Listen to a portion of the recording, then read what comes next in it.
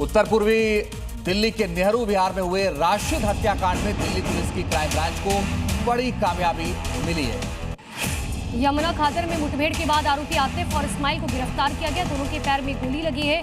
दोनों 15 जून को की हत्या में शामिल थे।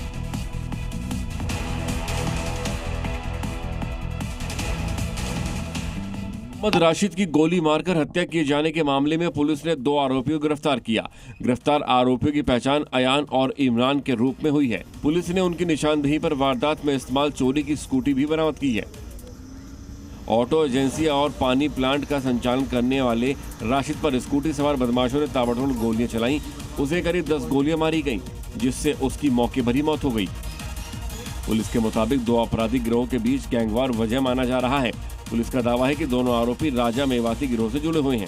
महाराष्ट्र के वाशिम में पेट्रोल पंप पर चोरी की एक अनोखी घटना सामने आई। देर रात अज्ञात युवक ने पेट्रोल पंप के कर्मचारियों के सोते समय पंप की मशीन खुद चालू कर पेट्रोल चोरी कर लिया।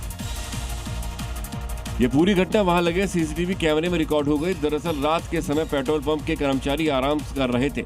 इस दौरान एक युवक पंप पर पहुंचा और बिना किसी कर्मचारी की मदद के मशीन संचालित कर अपनी केन में पेट्रोल भर लिया। पेट्रोल भरने के बाद वह नोजल को बंद किए बिना वहां से फरार हो गया। करीब 200 से 300 लीटर पेट्रोल जमीन पर बह गया, जिससे पेट्रोल पंप संचालक को आर्थिक नुकसान उठाना पड़ा। घटना का पता चलने के बाद पेट्रोल पंप प्रबंधन ने सीसीटीवी फुटेज की जांच की और शिरपुर पुलिस थाने में शिकायत दर्ज कराई। और अब बात उत्तर प्रदेश के मथुरा की, जहां जानवरों के प्रति संवेदनशीलता की अनूठी मिसाल देखने को मिली। एक बंदर की मौत के बाद गांव वालों ने न केवल उसका अंतिम संस्कार किया, बल्कि भंडारे का भी आयोजन किया गया, जहां भारी संख्या में गांव के लोग शामिल हुए और प्रसाद ग्रहण किया गया। मामला मथुरा के आदमपुर गांव का है, जहां कुछ दिन पहले ही एक बंदर की मौत हो गई थी, जिसकी याद में विशाल भंडारे का आयोजन किया गया। आपको बता दें कि भंडारे में पूरी, सब्जी, हलवा, गुलाब जामुन बनाए गए थे। अब इस दौरान गांव के सैकड़ों ग्रामीणों ने भोजन किया। एक और जहां पशुओं के साथ क्रूरता और अत्याचार की कई खबरें देखने को मिलती हैं। ऐसे में मथुरा में बंदर की मौत पर भंडारे के आयोजन ने जानवरों के प्रति लोगों की संवेदनशीलता की अनूठी मिसाल पेश की है।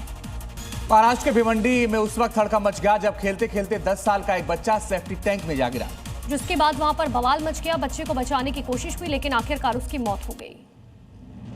वहीं इस घटना का सीसीटीवी फुटेज भी सामने आया, जहां 2 बच्चे बिल्डिंग के गलियारे में खेलते दिख रहे हैं।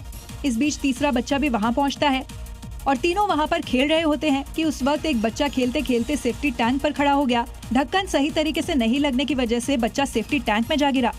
इस दौरान वहां मौजूद दोनों बच्चे भाग गए और तुरंत ही इसकी जानकारी दी, जिसके बाद लोग वहां पहुंचे, बच्चे को निकालने की कोशिश की, लेकिन बच्चे को बचा नहीं पाए।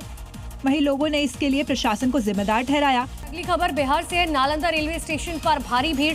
स्टेशन पर परीक्षार्थियों की भारी भीड़ देखी जा रही है। तो रेलवे स्टेशन और बस अड्डों पर भीड़ है। भीड़ को कंट्रोल करने की कोशिश जारी है। अभ्यर्थियों ने नाराजगी जाहिर की है। रेलवे के इंतजामों पर यह नाराजगी है। सिपाही भर्ती से लौट रहे परीक्षार्थियों की भीड़ है।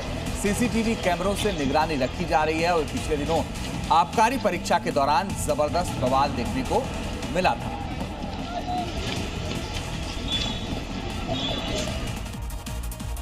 और अब खबर नोएडा से है, जहां एक लग्जरी सोसाइटी की पार्किंग में तेज रफ्तार कार ने सॉफ्टवेयर इंजीनियर महिला और उसकी 5 साल की बेटी को रौंद दिया, जिससे वे गंभीर रूप से घायल हो गए। उनका इलाज फिलहाल चल रहा है।